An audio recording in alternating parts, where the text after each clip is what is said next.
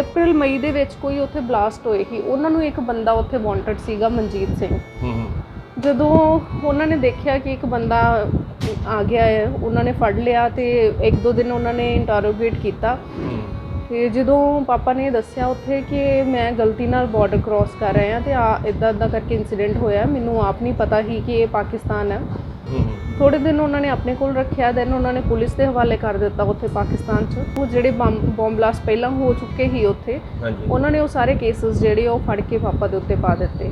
ਉਹਨਾਂ ਨੂੰ ਐਜ਼ ਮਨਜੀਤ ਸਿੰਘ ਬਣਾ ਕੇ ਨਾਂ ਦੇ ਕੇ ਉਹਨਾਂ ਨੇ ਉੱਥੋਂ ਦੀ ਅਦਾਲਤਾਂ ਵਿੱਚ ਮਨਜੀਤ ਸਿੰਘ ਕਰਕੇ ਹੀ ਉਹਨਾਂ ਨੂੰ ਪੇਸ਼ ਕੀਤਾ। ਇੱਕ ਮੈਡਮ ਕਿਹਾ ਜਾਂਦਾ ਕਿ ਪਾਸਪੋਰਟ ਉੱਪਰ ਵੀ ਕਿਸੇ ਹੋਰ ਦਾ ਨਾਮ ਲਿਖਿਆ ਹੋਇਆ ਸੀ, ਫੋਟੋ ਇਹਨਾਂ ਦੀ ਲਾ ਦਿੱਤੀ ਗਈ ਤੇ ਨਾਮ ਹੋਰ ਸੀਗਾ। ਪਾਕਿਸਤਾਨ ਜਦੋਂ ਉਹਨਾਂ ਨੇ ਉੱਥੇ ਕਰਨਾ ਹੀ ਪੇਸ਼, ਤੇ ਕੇਸ ਨੂੰ ਉਹਨਾਂ ਨੇ ਆਪਣੇ ਵੱਲੋਂ ਸਟਰੋਂਗ ਕਰਨ ਲਈ ਇੱਕ ਪਾਸਪੋਰਟ ਉੱਥੇ ਐਟ ਅ ਟਾਈਮ ਉਹਨਾਂ ਨੇ ਬਣਾਇਆ। ਜਿਹੜੀ ਫੋਟੋ ਵੀ ਲਾਈ ਆ ਉਹ ਬਾਅਦ ਵਿੱਚ ਪਾਪਾ ਨੇ ਸਾਨੂੰ ਦੱਸਿਆ ਕਿ ਜਿਹੜੀ ਉਹ ਪਾਸਪੋਰਟ ਤੇ ਫੋਟੋ ਸੀ ਉਹ ਉਸ ਟਾਈਮ ਦੀ ਹੀ ਜਦੋਂ ਫੜੇ ਗਏ ਸੀ ਉੱਥੇ, ਉਹਨਾਂ ਦਿਨਾਂ ਦੇ ਵਿੱਚ, ਕਿਉਂਕਿ ਉਹਨਾਂ ਦਾ ਹੁਲੀਆ ਉਹੀ ਸੀਗਾ, ਉਹਨਾਂ ਦੇ ਜਿਵੇਂ ਉਹਨਾਂ ਦੀ ਦਾੜੀ ਵਗੈਰਾ ਆ ਚੁੱਕੀ ਸੀ, ਔਰ ਉਹੀ ਫੋਟੋ ਉਹਨਾਂ ਨੇ ਐਟ ਅ ਟਾਈਮ ਉੱਥੇ ਕਲਿੱਕ ਕਰਕੇ ਉਹੀ ਫੋਟੋ ਉਹਦੇ ਵਿੱਚ ਪੇਸਟ ਕਰਕੇ ਪਾਸਪੋਰਟ ਦੇ ਵਿੱਚ ਇੱਕ ਮੁਸਲਮਾਨਾ ਨਾਂ ਦੇ ਕੇ ਤੇ ਉਹ ਉਹਨਾਂ ਨੇ ਉੱਥੇ ਇੱਕ ਪਾਸਪੋਰਟ ਜਾਲੀ ਬਣਾ ਦਿੱਤਾ। ਲਗਭਗ 9 ਮਹੀਨੇ ਉਹਨਾਂ ਨੇ ਰੱਖਿਆ ਸੀ ਇੱਕ ਅੰਡਰਗਰਾਊਂਡ ਕਿਸੇ ਜਗ੍ਹਾ ਦੇ ਵਿੱਚ, ਜਿੱਥੇ ਨਾ ਹਵਾ ਆਉਂਦੀ ਹੀ ਨਾ ਉੱਥੇ ਧੁੱਪ ਆਉਂਦੀ ਸੀ। ਹੈਰਸ ਕੀਤਾ ਉਹਨਾਂ ਨੂੰ ਕਾਫੀ। ਤੇ ਇਹ ਬਸ ਇਸ ਕਰਕੇ ਕਿ ਉਹ ਇਹ ਚੀਜ਼ ਕਹਿ ਦੇਣ ਕਿ ਮੈਂ ਹੀ ਮਨਜੀਤ ਸਿੰਘ ਆ। ਫਿਰ ਉਹਨਾਂ ਨੇ ਇੱਕ ਕਨਫੈਸ਼ਨ ਵੀਡੀਓ ਉੱਥੇ ਬਣਾਈ, ਜਿਹੜਾ ਉਹਨਾਂ ਨੂੰ ਟੌਰਚਰ ਕਰਕੇ ਉਹਨਾਂ ਨੇ ਕਾਫੀ ਉਹਨਾਂ ਤੋਂ ਇਹ ਅਖਵਾਇਆ ਕਿ ਮੈਂ ਮਨਜੀਤ ਸਿੰਘ ਆ ਔਰ ਮੈਂ ਬੰਬ ਬਲਾਸਟ ਕੀਤੇ ਆ, ਸਾਰਾ ਕੁਝ ਜਬਰੀ ਉਹਨਾਂ ਨੂੰ ਮਨਾਉਂਦੇ ਰਹੇ। ਹਾਂਜੀ। ਫਿਰ ਉੱਥੇ ਕਿਉਂਕਿ ਹੁਣ ਦੇਖੋ ਕਿ ਭਾਵੇਂ ਕਿਤੇ ਹੁੰਦੀ ਵੀ ਹੈਗੀ ਆ, ਜਦੋਂ ਤੁਸੀਂ ਇਹੋ ਜਿਹੀ ਸਿਚੁਏਸ਼ਨ 'ਚ ਹੋਵੋ ਤੇ ਉਦੋਂ ਤੁਸੀਂ ਬੰਦਾ ਆਪਣੀ ਜਾਨ ਬਚਾਉਣ ਲਈ ਕੀ ਨਹੀਂ ਕਰਦਾ।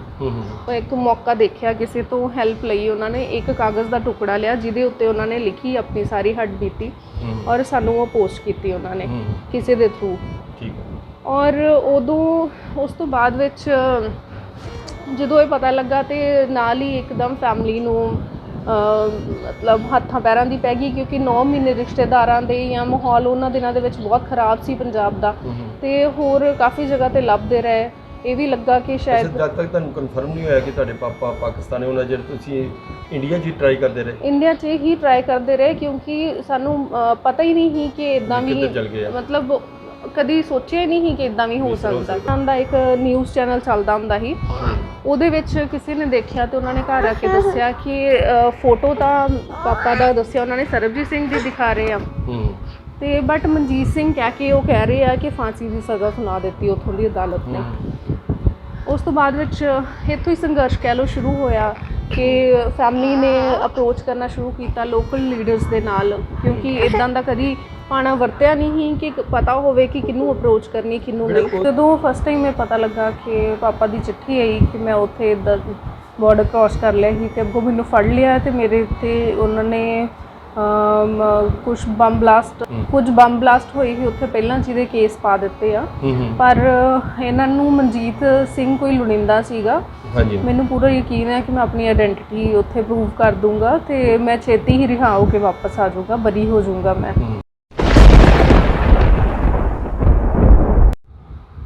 ਦੇਸ਼ ਵਿਦੇਸ਼ ਵਿੱਚ ਗੁਰਬਾਣੀ ਅਖੰਡ ਬਾਣੀ ਦੇਖ ਰਹੇ ਦਰਸ਼ਕਾਂ ਦਾ ਹਰਪਿੰਦਰ ਸਿੰਘ ਸੰਸਵਾ ਵੱਲੋਂ ਫਤਿਹ ਪ੍ਰਵਾਨ ਕਰੋ।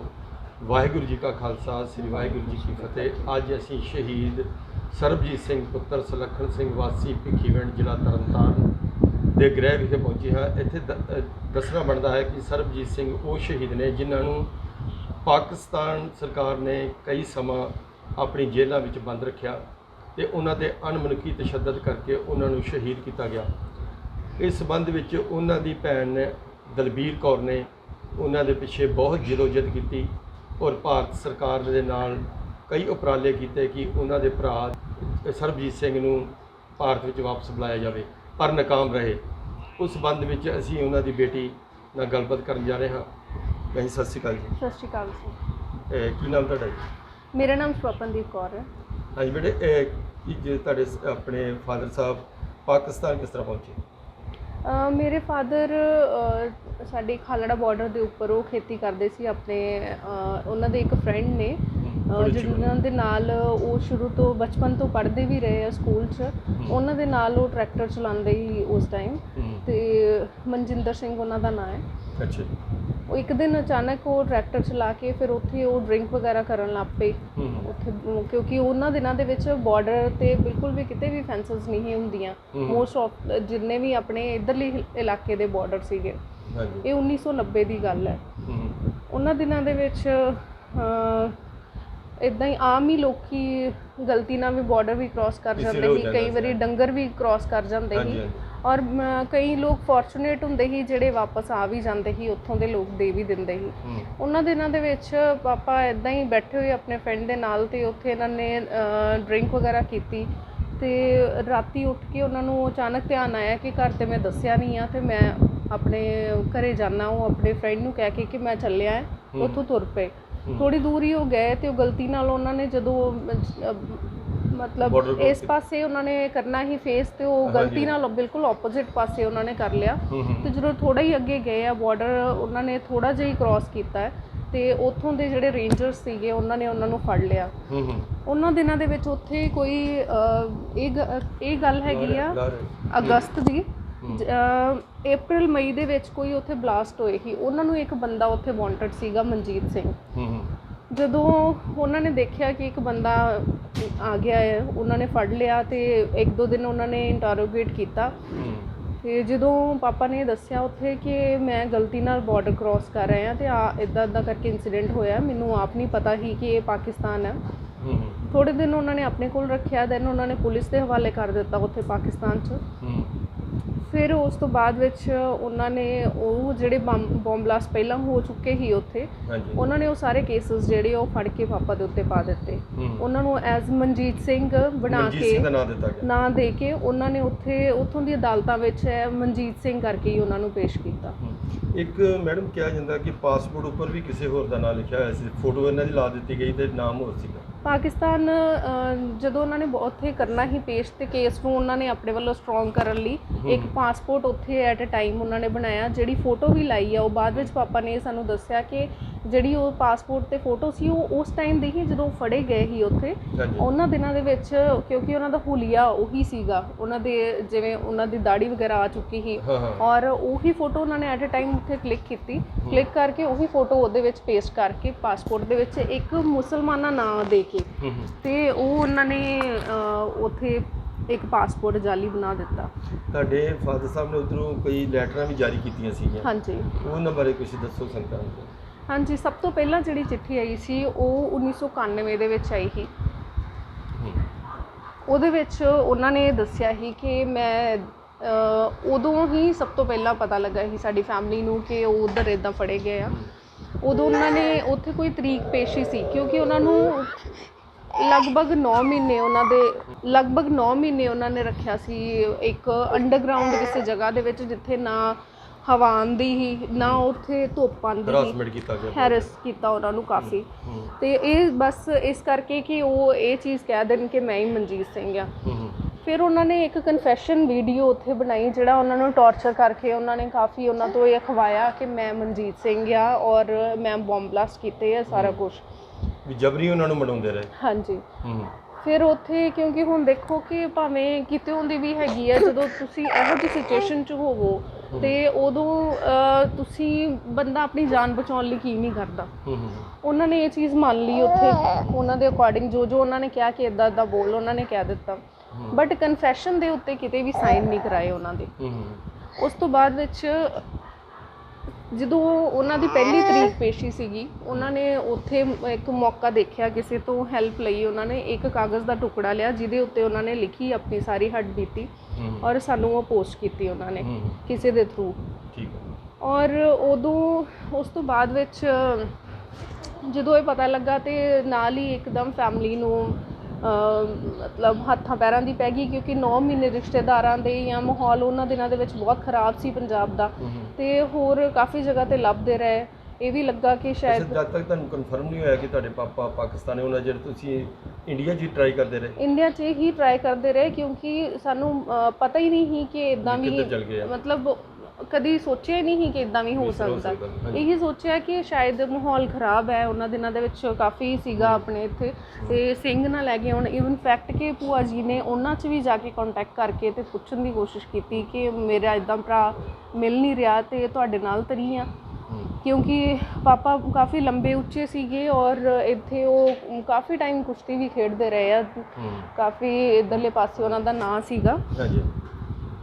ਦੈਨ ਜਦੋਂ 1991 ਦੇ ਵਿੱਚ ਪਤਾ ਲੱਗਾ ਤੇ ਥੋੜ੍ਹੇ ਦਿਨਾਂ ਬਾਅਦ ਹੀ ਨਿਊਜ਼ਪੇਪਰ ਦੇ ਵਿੱਚ ਆਇਆ, ਤੇ ਉਹਨਾਂ ਦਿਨਾਂ ਦੇ ਵਿੱਚ ਜਿੱਦਾਂ ਪਾਕਿਸਤਾਨ ਦਾ ਇੱਕ ਨਿਊਜ਼ ਚੈਨਲ ਚੱਲਦਾ ਹੁੰਦਾ ਸੀ, ਉਹਦੇ ਵਿੱਚ ਕਿਸੇ ਨੇ ਦੇਖਿਆ ਤੇ ਉਹਨਾਂ ਨੇ ਘਰ ਆ ਕੇ ਦੱਸਿਆ ਕਿ ਫੋਟੋ ਤਾਂ ਪਾਪਾ ਦਾ ਦੱਸਿਆ ਉਹਨਾਂ ਨੇ ਸਰਬਜੀਤ ਸਿੰਘ ਦੀ ਦਿਖਾ ਰਹੇ ਆ, ਤੇ ਬਟ ਮਨਜੀਤ ਸਿੰਘ ਕਹਿ ਕੇ ਉਹ ਕਹਿ ਰਹੇ ਆ ਕਿ ਫਾਂਸੀ ਦੀ ਸਜ਼ਾ ਸੁਣਾ ਦਿੱਤੀ ਉੱਥੋਂ ਦੀ ਅਦਾਲਤ ਨੇ। ਉਸ ਤੋਂ ਬਾਅਦ ਵਿੱਚ ਇੱਥੋਂ ਹੀ ਸੰਘਰਸ਼ ਕਹਿ ਲਓ ਸ਼ੁਰੂ ਹੋਇਆ ਕਿ ਫੈਮਿਲੀ ਨੇ ਅਪਰੋਚ ਕਰਨਾ ਸ਼ੁਰੂ ਕੀਤਾ ਲੋਕਲ ਲੀਡਰਸ ਦੇ ਨਾਲ, ਕਿਉਂਕਿ ਇੱਦਾਂ ਦਾ ਕਦੀ ਪਾਣਾ ਵਰਤਿਆ ਨਹੀਂ ਸੀ ਕਿ ਪਤਾ ਹੋਵੇ ਕਿ ਕਿਹਨੂੰ ਅਪਰੋਚ ਕਰਨੀ ਕਿਹਨੂੰ ਨਹੀਂ। ਉਦੋਂ ਤੁਸੀਂ ਕਿੰਨੀ ਸੀ, ਤੁਹਾਡੀ ਕਿੰਨੇ ਭੈਣ ਭਰਾ ਤੁਸੀਂ? ਅਸੀਂ 2 ਭੈਣਾਂ ਹੈ। ਮੇਰੇ ਤੋਂ ਛੋਟੀ ਜਿਹੜੀ ਹੈਗੀ ਆ ਉਹ ਉਸ ਟਾਈਮ 23 ਦਿਨਾਂ ਦੀ ਸੀ, ਅਜੇ ਪੈਦਾ ਹੀ ਹੋਈ ਸੀ। ਅੱਛਾ ਜੀ। ਔਰ ਮੈਂ 2.5 ਸਾਲ ਦੀ ਸੀ ਲਗਭਗ। ਨਹੀਂ, ਬ੍ਰਦਰ ਕੋਈ ਨਹੀਂ ਹੈ। ਅਸੀਂ ਦੋਨੋਂ ਭੈਣਾਂ ਹੈ।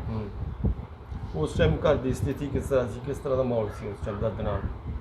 ਘਰ ਦਾ ਮਾਹੌਲ ਇੱਦਾਂ ਸੀ ਕਿ ਪਾਪਾ ਆਪਣਾ ਖੇਤੀਬਾੜੀ ਦੇ ਵਿੱਚ ਰੁੱਝੇ ਹੁੰਦੇ ਸੀ। ਭੂਆ ਜੀ ਉਹਨਾਂ ਦਿਨਾਂ ਦੇ ਵਿੱਚ ਖਾਦੀ ਗ੍ਰਾਮ ਉਦਯੋਗ ਮੰਡਲ ਦੇ ਵਿੱਚ ਐਜ਼ ਆ ਪਹਿਲਾਂ ਆਡੀਟਰ ਕੰਮ ਕਰਦੇ ਰਹੇ ਆ ਉਹਨਾਂ, ਤੇ ਉਹਨਾਂ ਦਿਨਾਂ ਵਿੱਚ ਹਾਲੇ ਪ੍ਰਮੋਟ ਹੋ ਕੇ ਉਹ ਬਣੇ ਸੀਗੇ ਵਾਈਸ ਚੇਅਰਪਰਸਨ ਬਣੇ ਸੀ ਉੱਥੇ। ਹਾਂਜੀ। ਤੇ ਦਾਦਾ ਜੀ ਸੀਗੇ ਘਰ ਦੇ ਵਿੱਚ, ਦਾਦੀ ਦੀ ਆਲਰੇਡੀ ਡੈਥ ਹੋ ਚੁੱਕੀ ਸੀ ਤੇ ਅਸੀਂ ਸੀਗੇ 4 ਲੋਕ। ਘਰ 'ਚ ਬਹੁਤ ਮੁਸ਼ਕਲ ਸੀ, ਇੱਕ ਵਾਰੀ ਪੈ ਗਿਆ ਵੀ ਕਿਸ ਤਰ੍ਹਾਂ ਕਿੱਥੇ ਗਏ ਪਾਪਾ ਨੂੰ। ਹਾਂਜੀ। ਤੇ ਫਿਰ ਸਾਰਾ ਸੰਘਰਸ਼ ਪਿੱਛੇ ਕਿਸ ਦਾ ਵਾਸਤੇ ਜਿਹਨੇ ਬਹੁਤ ਸੰਘਰਸ਼ ਕੀਤਾ ਤੁਹਾਡੇ ਪਾਪਾ ਨੂੰ ਇੰਡੀਆ ਮਿਲਾਉਣ ਦੇ ਲਈ? ਹਾਂਜੀ, ਕਿਉਂਕਿ ਦਾਦਾ ਜੀ ਦੀ ਵੀ ਕਾਫੀ ਉਮਰ ਸੀਗੀ ਤੇ ਯੰਗ ਜਿਹੜੇ ਸੀ ਜਾਂ ਕਹਿ ਲਓ ਕਿ ਜ਼ਿਆਦਾ ਪੜ੍ਹੇ ਲਿਖੇ ਜਿਨ੍ਹਾਂ ਨੂੰ ਬਾਹਰ ਅੰਦਰ ਦਾ ਥੋੜ੍ਹਾ ਬਹੁਤ ਪਤਾ ਸੀ ਉਹ ਭੂਆ ਜੀ ਸੀਗੇ। ਤੇ ਇਕਲੌਤਾ ਕਹਿ ਲਓ ਭਰਾ ਹੋਣ ਕਰਕੇ ਵੀ ਔਰ ਬੜੀਆਂ ਸੁੱਖਣਾ ਦੇ ਨਾਲ ਮੰਗਿਆ ਸੀ ਉਹਨਾਂ ਨੇ। ਮੇਰੇ ਭੂਆ ਜੀ ਤੋਂ ਪਾਪਾ ਲਗਭਗ 8-9 ਸਾਲ ਛੋਟੇ ਸੀ। ਅੱਛਾ ਜੀ।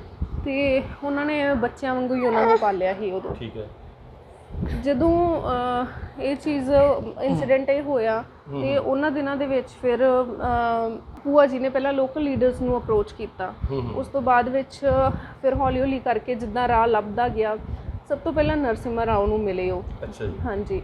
ਉਹਨਾਂ ਨੇ ਅੱਗੋਂ ਇਹ ਰਿਸਪੌਂਸ ਦਿੱਤਾ ਕਿ ਕਿਉਂਕਿ ਕੋਰਟ ਦੇ ਵਿੱਚ ਹੈ ਤੁਹਾਡਾ ਕੇਸ ਚੱਲ ਰਿਹਾ ਉੱਥੇ, ਤੇ ਆਪਾਂ ਇਸ ਟਾਈਮ ਤੇ ਸਾਡੇ ਹੱਥ 'ਚ ਕੁਛ ਨਹੀਂ ਹੈਗਾ, ਜਿੰਨੀ ਦੇਰ ਤੱਕ ਕੋਰਟ 'ਚ ਹੋਊਗਾ ਜਿੰਨੀ ਦੇਰ ਤੱਕ। ਲਖਪਤ ਰਾਏ ਅਦਾਲਤ ਵਿੱਚ ਸੀ ਉੱਥੇ? ਕੋਰਟ ਲਖਪਤ ਰਾਏ ਜੇਲ੍ਹ ਦੇ ਵਿੱਚ ਸੀਗੇ। ਹਾਂਜੀ, ਪਹਿਲਾਂ ਕਿਸੇ ਹੋਰ ਜੇਲ੍ਹ 'ਚ ਵੀ ਰੱਖਿਆ, ਫਿਰ ਬਾਅਦ ਵਿੱਚ ਉਹਨਾਂ ਨੇ ਉੱਥੇ ਵੀ ਟ੍ਰਾਂਸਫਰ ਕਰ ਦਿੱਤਾ।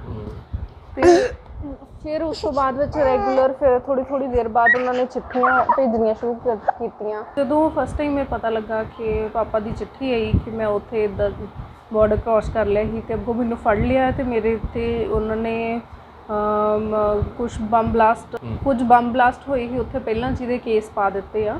ਪਰ ਇਹਨਾਂ ਨੂੰ ਮਨਜੀਤ ਸਿੰਘ ਕੋਈ ਲੁੜਿੰਦਾ ਸੀਗਾ। ਮੈਨੂੰ ਪੂਰਾ ਯਕੀਨ ਹੈ ਕਿ ਮੈਂ ਆਪਣੀ ਆਇਡੈਂਟੀਟੀ ਉੱਥੇ ਪ੍ਰੂਵ ਕਰ ਦੂੰਗਾ ਤੇ ਮੈਂ ਛੇਤੀ ਹੀ ਰਿਹਾ ਹੋ ਕੇ ਵਾਪਸ ਆ ਜਾਊਗਾ, ਬਰੀ ਹੋ ਜਾਊਗਾ ਮੈਂ। ਫਿਰ ਉਸ ਤੋਂ ਬਾਅਦ ਵਿੱਚ ਭੂਆ ਜੀ ਨੇ ਕੁਝ ਲੋਕਲ ਲੀਡਰਸ ਨੂੰ ਅਪਰੋਚ ਕੀਤੀ। ਦੈਨ ਇੱਦਾਂ ਕਰਦੇ ਕਰਦੇ ਉਹਨਾਂ ਨੇ ਕੁਝ ਮੰਤਰੀਆਂ ਨੂੰ ਅਪਰੋਚ ਕੀਤੀ। ਫਿਰ ਫਾਈਨਲੀ ਉਹਨਾਂ ਨੇ ਨਰਸਿਮਹਾ ਰਾਓ ਉਹਨਾਂ ਤੋਂ ਟਾਈਮ ਲਿਆ ਫਸਟ ਟਾਈਮ। ਹਾਂਜੀ, ਕਿਸੇ ਨੇਤਾ ਨੂੰ ਉਹ ਮਿਲੇ, ਉਹ ਨਰਸਿਮਹਾ ਰਾਓ ਸੀਗੇ। ਉਹਨਾਂ ਨੇ ਕਿਹਾ ਕਿ ਤੁਹਾਡਾ ਕੋਰਟ ਵਿੱਚ ਆ ਕੇਸ, ਤੇ ਇਹਦੇ ਵਿੱਚ ਗਵਰਨਮੈਂਟ ਹਾਲੇ ਕੁਛ ਨਹੀਂ ਕਰ ਸਕਦੀ ਜਿੰਨੀ ਦੇਰ ਤੱਕ ਕੋਰਟ 'ਚ ਚੱਲ ਰਿਹਾ ਹੋਊਗਾ।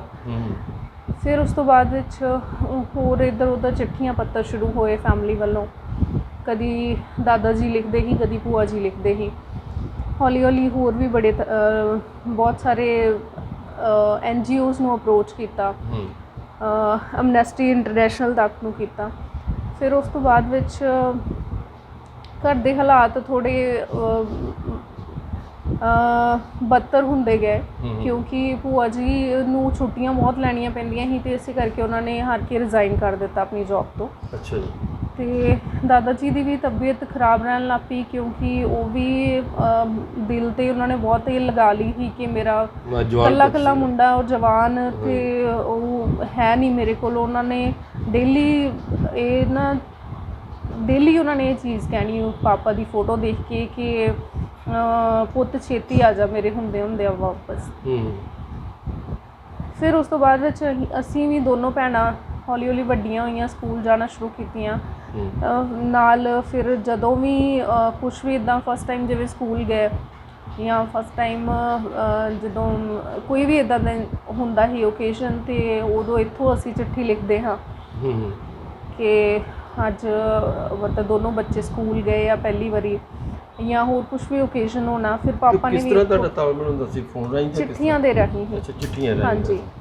ਕਈ ਵਾਰੀ ਕੀ ਹੁੰਦਾ ਸੀ ਕਿ ਜਿਵੇਂ ਪਾਪਾ ਨੇ ਮੰਨ ਲਓ ਕਿ 3 ਪੇਜਾਂ ਦੀ ਚਿੱਠੀ ਲਿਖੀ ਆ, ਹਾਂਜੀ, ਤੇ ਵਿਚਕਾਰਲਾ ਪੇਜ ਵਿੱਚੋਂ ਗਾਇਬ ਹੁੰਦਾ ਸੀ। ਅੱਛਾ।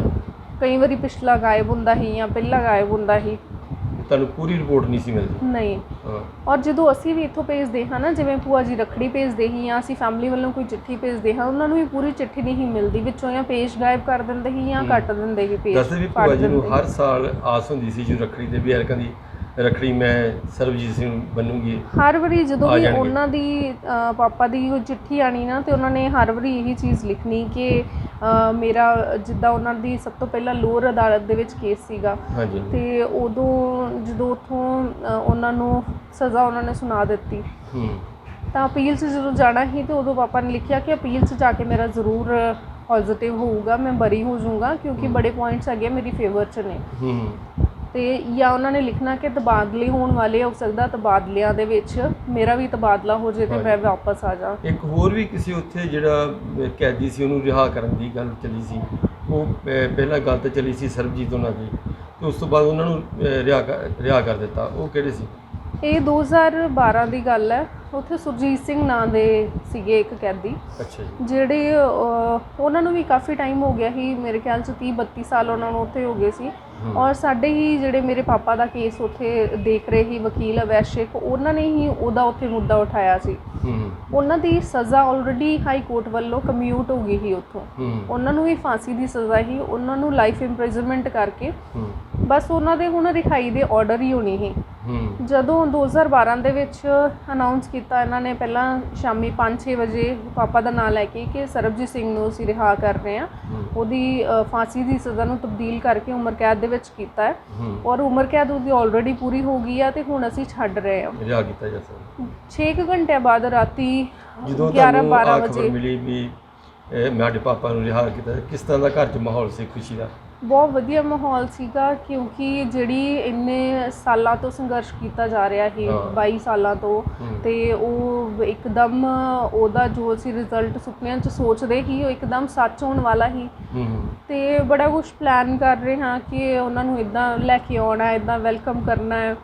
ਔਰ ਇੱਥੇ ਬੜੀਆਂ ਸੁੱਖੀਆਂ ਸੀ ਉਹਨਾਂ ਦੀਆਂ, ਮਤਲਬ ਕੋਈ ਮੰਦਿਰ, ਕੋਈ ਗੁਰਦੁਆਰਾ, ਕੋਈ ਮਸਜਿਦ ਨਹੀਂ ਛੱਡੀ ਕਿ ਜਿੱਥੇ ਨਹੀਂ ਗਏ ਹੋਵਾਂਗੇ। ਅਜਮੇਰ ਸ਼ਰੀਫ ਤੋਂ ਲੈ ਕੇ ਵੈਸ਼ਨੋ ਦੇਵੀ ਦਰਬਾਰ ਸਾਹਿਬ, ਹਰ ਜਗ੍ਹਾ ਤੇ ਨਾਂਦੇੜ ਸਾਹਿਬ, ਹਾਂਜੀ ਹਰ ਜਗ੍ਹਾ, ਪਟਨਾ ਸਾਹਿਬ, ਹਾਂਜੀ ਸਾਰੀ ਜਗ੍ਹਾ ਜਿੱਥੇ ਵੀ ਮੌਕਾ ਮਿਲਦਾ ਸੀ, ਕਦੇ ਵੀ ਕੋਈ ਦੱਸਦਾ ਸੀ ਕਿ ਇੱਥੇ ਜਾਓ, ਕਦੇ ਵੀ ਕਿਸੇ ਨੇ ਕਹਿਣਾ ਕਿ ਕਈ ਵਾਰੀ ਜਿਨ੍ਹਾਂ ਦੀਆਂ ਆਪਣੀਆਂ ਸ਼ਰਧਾ ਬੜੀਆਂ ਹੁੰਦੀਆਂ, ਜਿਵੇਂ ਉਹਨਾਂ ਨੇ ਕਦੀ ਫੋਨ ਕਰਕੇ ਕਹਿਣਾ ਕਿ ਭੈਣ ਜੀ ਸਾਡੇ ਕੋਲ ਆਓ। ਮੈਨੂੰ ਕਈ ਵਾਰੀ ਫੋਨ ਆਉਣਾ ਜਾਂ ਮੇਰੇ ਮੰਮਾ ਨੂੰ ਆਉਣਾ ਫੋਨ ਕਿ ਸਾਡੇ ਕੋਲ ਆਓ, ਸਾਡੇ ਇੱਥੇ ਤੁਸੀਂ ਮੱਥਾ ਟੇਕ ਕੇ ਜਾਓ ਤੇ ਤੁਹਾਡੀ ਜ਼ਰੂਰ ਆਸ ਮੁਰਾਦ ਪੂਰੀ ਹੋਊਗੀ, ਰੱਬ ਜ਼ਰੂਰ ਸੁਣੇਗਾ। ਜਿੱਥੇ ਵੀ ਕਿਸੇ ਨੇ ਦੱਸਣਾ ਅਸੀਂ ਜ਼ਰੂਰ ਜਾ ਕੇ ਉੱਥੇ ਮੱਥਾ ਟੇਕ ਕੇ ਆਉਣਾ। ਤੇ ਬੇਟੇ ਪਾਕਿਸਤਾਨ ਜਾਣ ਦਾ ਵੀ ਮੌਕਾ ਮਿਲਿਆ ਸੀ ਤੁਹਾਡੀ ਭੂਆ ਜੀ? ਹਾਂਜੀ, 2008 ਦੇ ਵਿੱਚ ਪਾਪਾ ਦੀ ਜਦੋਂ ਉਹਨਾਂ ਨੂੰ ਫਾਂਸੀ ਦੀ ਸਜ਼ਾ ਵਾਸਤੇ ਨਾ ਉਹਨਾਂ ਨੇ 1 ਤਰੀਕ ਮੁਕਰਰ ਕਰ ਦਿੱਤੀ ਸੀ, 1 ਅਪ੍ਰੈਲ। ਇਹ ਭੂਆ ਜੀ ਨਾਲ ਹੋਰ ਕੌਣ ਗਿਆ ਸੀ? ਅਸੀਂ ਸਾਰੀ ਫੈਮਿਲੀ ਗਏ ਹਾਂ। ਪੂਰੀ ਫੈਮਿਲੀ? ਹਾਂਜੀ। ਤੇ ਉਹਨਾਂ ਦਿਨਾਂ ਦੇ ਵਿੱਚ ਪਹਿਲਾਂ 1 ਮਹੀਨੇ ਦਾ ਸਟੇ ਕੀਤਾ ਇਹਨਾਂ ਨੇ ਫਾਂਸੀ ਦੇ ਉੱਤੇ, ਫਿਰ ਉਸ ਤੋਂ ਬਾਅਦ ਵਿੱਚ ਅਨਲਿਮਿਟਿਡ ਟਾਈਮ ਦਾ ਕਰ ਦਿੱਤਾ ਸਟੇ, ਤੇ ਇਹਨਾਂ ਨੇ ਕਿਹਾ ਤੁਸੀਂ ਇੱਕ ਵਾਰੀ ਆ ਕੇ ਤੇ ਪੂਰੀ ਫੈਮਿਲੀ ਮਿਲ ਲਓ।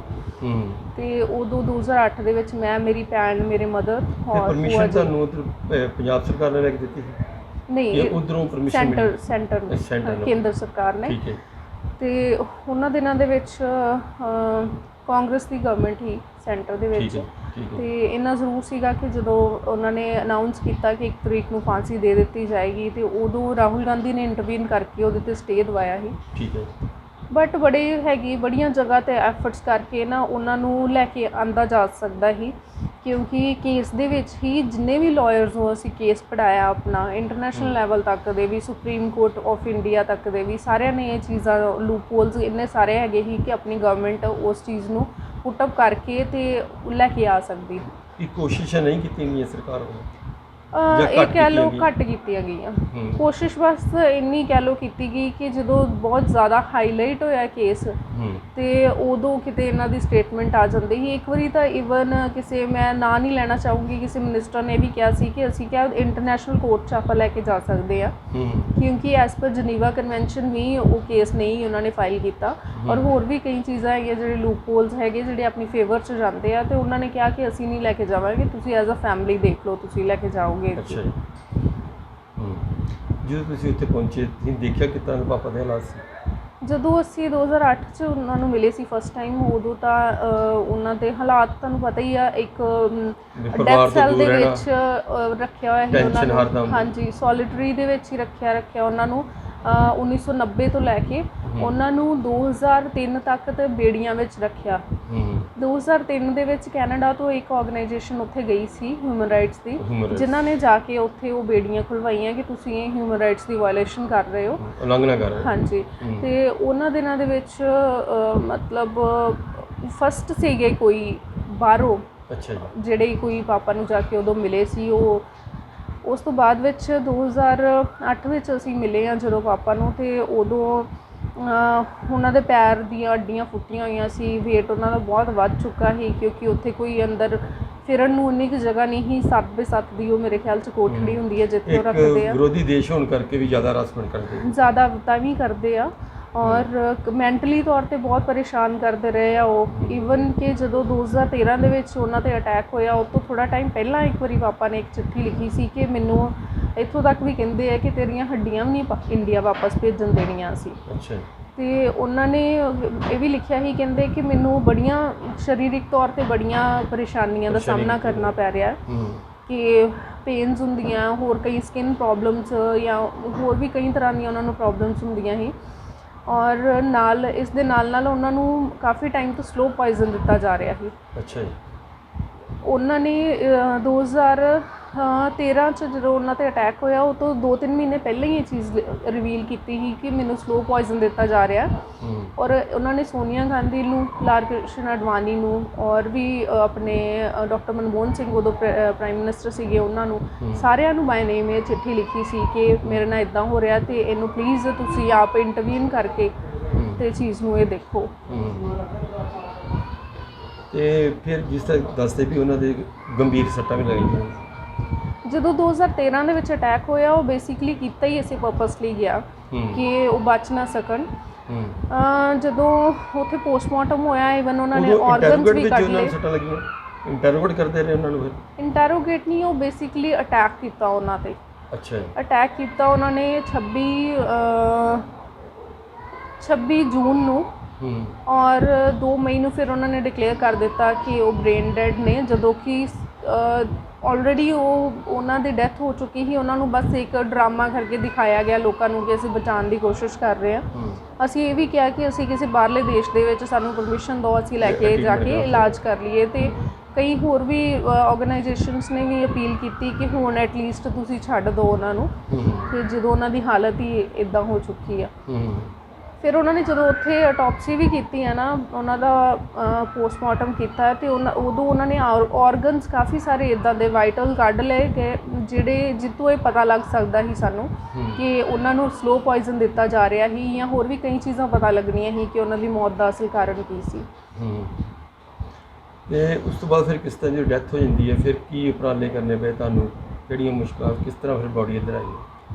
ਦੇਖੋ, ਜਦੋਂ ਉਹਨਾਂ ਦੀ ਡੈਥ ਹੋਈ ਆ ਤੇ ਸਾਰੇ ਦੇਸ਼ ਦੇ ਵਿੱਚ ਲੋਕਾਂ 'ਚ ਰੋਸ ਸੀਗਾ ਇਸ ਚੀਜ਼ ਨੂੰ ਲੈ ਕੇ, ਕਿਉਂਕਿ 2005 ਤੋਂ ਜਦੋਂ ਕੇਸ ਹਾਈਲਾਈਟ ਸੀ, ਬੜੇ ਲੋਕਾਂ ਦੀਆਂ ਇਮੋਸ਼ਨਸ ਜੁੜ ਗਈਆਂ ਸੀ ਉਹਨਾਂ ਦੇ ਨਾਲ। ਇੱਕ ਕੈਂਡਲ ਮਾਰਚ ਕੀਤੇ ਗਏ, ਧਰਨੇ ਲੱਗੇ, ਹਾਂਜੀ, ਔਰ ਬਹੁਤ ਸਾਰੇ ਲੋਕਾਂ ਨੇ ਭੁੱਖ ਹੜਤਾਲਾਂ ਰੱਖੀਆਂ। ਸਾਨੂੰ ਦੂਰੋਂ ਮਤਲਬ ਹਜ਼ਾਰਾਂ ਦੀ ਗਿਣਤੀ ਦੇ ਵਿੱਚ ਚਿੱਠੀਆਂ ਆਉਂਦੀਆਂ ਹੁੰਦੀਆਂ ਸੀ ਲੋਕਾਂ ਦੀ ਸਪੋਰਟ ਲਈ।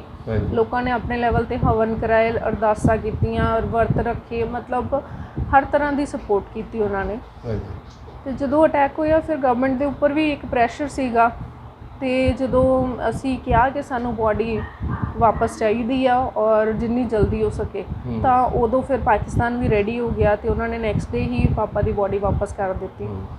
ਇਹ ਜਿਹੜਾ ਫਿਰ ਪੋਸਟਮਾਰਟਮ ਉਹਨਾਂ ਦਾ ਫਿਰ ਹੋਇਆ, ਅੰਮ੍ਰਿਤਸਰ ਹੋਏਗੀ ਜਾਂ ਪੱਟੀ ਹੋਇਆ ਸੀ? ਤਰਨਤਾਰਨ ਉਹਨਾਂ ਦਾ ਪੋਸਟਮਾਰਟਮ ਹੋਇਆ, ਅੱਛਾ। ਹਾਂਜੀ, ਸਿਵਲ ਹਸਪੀਟਲ 'ਚ। ਠੀਕ ਹੈ ਜੀ। ਤੇ ਤੇ ਜਦੋਂ ਫਿਰ ਇੱਥੇ ਆਪਣੀ ਬੋਡੀ ਸੰਸਕਾਰ ਹੁੰਦਾ ਆਪਣਾ ਉਹਨਾਂ ਦਾ, ਤੇ ਚਾਹੇ ਆਪਣੇ ਪੰਜਾਬ ਦੀ ਲੀਡਰਸ਼ਿਪ ਨੇ ਉਹਨਾਂ ਦੀ ਹੈਲਪ ਘੱਟ ਕੀਤੀ, ਪਰ ਸਾਰੇ ਉੱਥੇ ਪਹੁੰਚੇ, ਰਾਹੁਲ ਗਾਂਧੀ ਵੀ ਪਹੁੰਚੇ।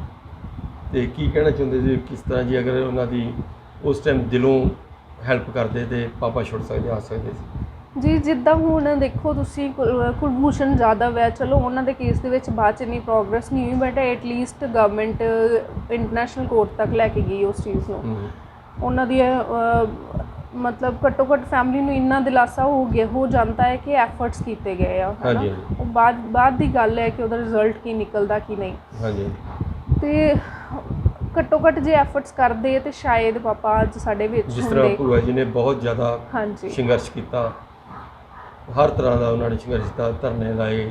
ਦੇਖੋ ਜਦੋਂ ਹੁਣ ਮੈਨੂੰ ਉਸ ਤੋਂ ਬਾਅਦ ਵਿੱਚ ਜੌਬ ਮਿਲੀ ਹੈ ਨਾ, ਮੇਰੀ ਛੋਟੀ ਸਿਸਟਰ ਨੂੰ ਸੈਂਟਰ ਗਵਰਨਮੈਂਟ ਵੱਲੋਂ ਗੈਸ ਏਜੰਸੀ ਦਿੱਤੀ ਗਈ, ਪਰ ਇਹ ਸਾਰੀਆਂ ਚੀਜ਼ਾਂ ਪਾਪਾ ਨੂੰ ਵੀ ਵਾਪਸ ਲੈ ਕੇ ਆ ਸਕਦੀਆਂ। ਹਾਂਜੀ, ਗੈਸ ਏਜੰਸੀ ਮਿਲੀ ਇੱਕ। ਹਾਂਜੀ, ਮੈਨੂੰ ਜੌਬ ਮਿਲੀ ਨਾਇਬ ਤਹਿਸੀਲਦਾਰ ਦੀ ਪੰਜਾਬ ਸਰਕਾਰ ਦੇ ਵਿੱਚ, ਪਰ ਇਹਨਾਂ ਚੀਜ਼ਾਂ ਦੇ ਨਾਲ ਤੁਸੀਂ ਇੱਕ ਜੀ ਨਹੀਂ ਵਾਪਸ ਲੈ ਕੇ ਆ ਸਕਦੇ ਨਾ। ਜਿਸ ਤਰ੍ਹਾਂ ਤੁਹਾਨੂੰ ਫੈਸਿਲਿਟੀਆਂ ਤਾਂ ਮਿਲ ਗਈਆਂ, ਤੇ ਪਾਪਾ ਜਾਂ ਤੇ ਹਰਦਮ ਹੁੰਦੇ, ਜਾਂ ਤੁਸੀਂ ਚੇਅਰ ਤੇ ਬੈਠਦੇ ਹੋਗੇ ਤੇ ਮਨ 'ਚ ਮਹਿਸੂਸ ਤੇ ਹੁੰਦਾ ਨਾ ਕਿ ਮੈਂ ਅੱਜ ਪਾਪਾ ਦੀ ਬਦੌਲਤ ਇੱਥੇ ਹਾਂ, ਕਿਉਂਕਿ ਸਰਕਾਰ ਨੌਕਰੀਆਂ ਦਿੰਦੀਆਂ ਨਹੀਂ, ਤੇ ਇੱਕ ਰਾਖਵੀਂ ਸੀਟ ਕਰਕੇ ਕਿ ਜਦ ਤੁਸੀਂ ਚੇਅਰ ਤੇ ਬੈਠਦੇ ਪਾਪਾ ਦੀ ਯਾਦ ਜ਼ਰੂਰ ਹੁੰਦੀ, ਜ਼ਰੂਰ ਆਉਂਦੀ ਆ, ਹਰ ਟਾਈਮ ਆਉਂਦੀ ਆ